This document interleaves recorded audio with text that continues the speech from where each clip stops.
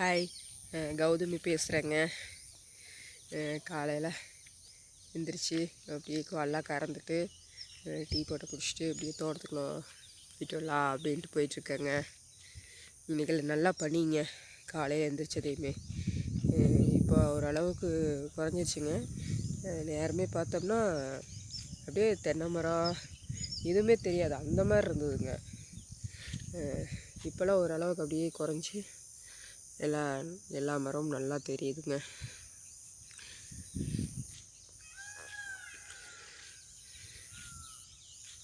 இன்னும் சூரியன் நல்லா தெரியலைங்க.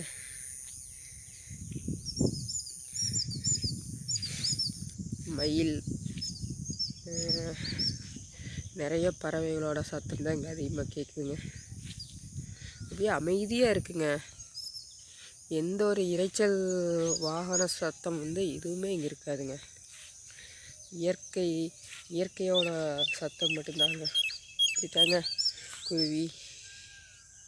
குருவிகளோட சத்தம் இந்த மாதிரி தான் இருக்குங்க.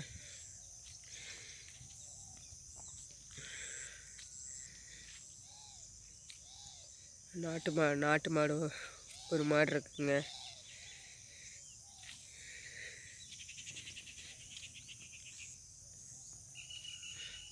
இங்கே எங்கே பார்த்தாலும் தென்னை மரம் தெரியுங்க. அப்புறம் பனைமரம் தெரியுதுங்களா? ஆமாங்க, பனைமரம் இருக்குங்க.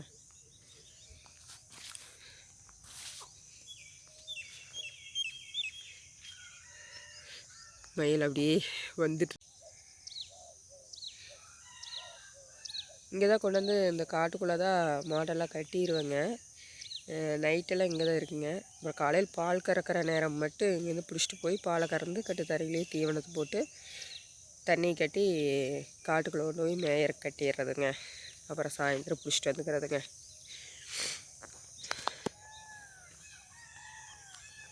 இப்படி தான் ஒவ்வொரு நாளும் விவசாயிகளோட வாழ்க்கை இருக்குங்க.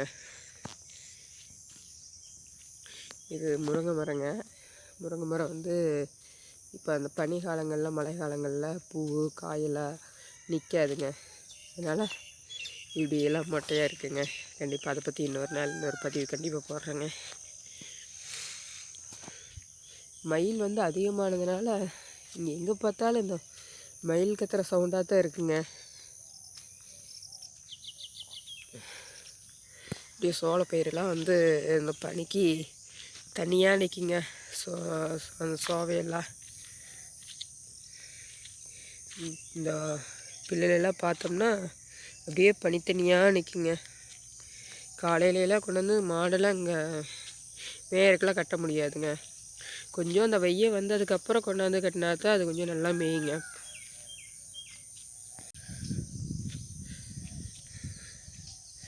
நல்லா குளிராக தான் இருக்குங்க. இன்னுமே இன்னும் அந்த வெயில் வராதனால இந்த குளிர் இருக்குங்க. மழையெல்லாம் இன்னும் பத்தாம தாங்க இருக்குங்க. எல்லாம் இன்னும் பருவமழை சரியாக பெய்யலைங்க. எல்லா பக்கமும் பெய்யுது. இப்போ சென்னை இப்போ புயல் வந்ததெல்லாம் பார்த்தோம்னா விழுப்புரம் சென்னை இந்த நகரங்கள்லாம் பார்த்தோம்னா நல்லா மழை பெஞ்சுது. ஆனால் நமக்கு இன்னும் அந்தளவுக்கு மழை கிடைக்கலைங்க. இன்னும் இந்த கார்த்திகை மாதம் மார்கழி மாதம் முழுக்கா மழை எதிர்பார்த்துட்டு தான் இருக்கிறாங்க. பருவமழை சரியாக கிடைக்கலனா நிலத்தடி நீர் மட்டம் இன்னும் 2-3-4 மாதம் போனதையும் குறைய ஆரம்பிச்சிருங்க. அப்புறம் திரும்பவும் நமக்கு தண்ணி விவசாயத்துக்கு சரி குடிக்கிறதுக்கும் சரிங்க கஷ்டமாயிருங்க. அதனால தான் பருவமழை சரியான அளவு பெய்யணுங்க. பருவமழை மட்டும் தவறி போயிடுச்சு அப்படின்னா ரொம்ப கஷ்டந்தாங்க. தண்ணிக்கெல்லாம் அப்படியே காலையில் எழுந்திரிச்சு அப்படி தோட்டத்துக்குள்ளே வந்தோம்னா தான் நல்லா இருக்குங்க.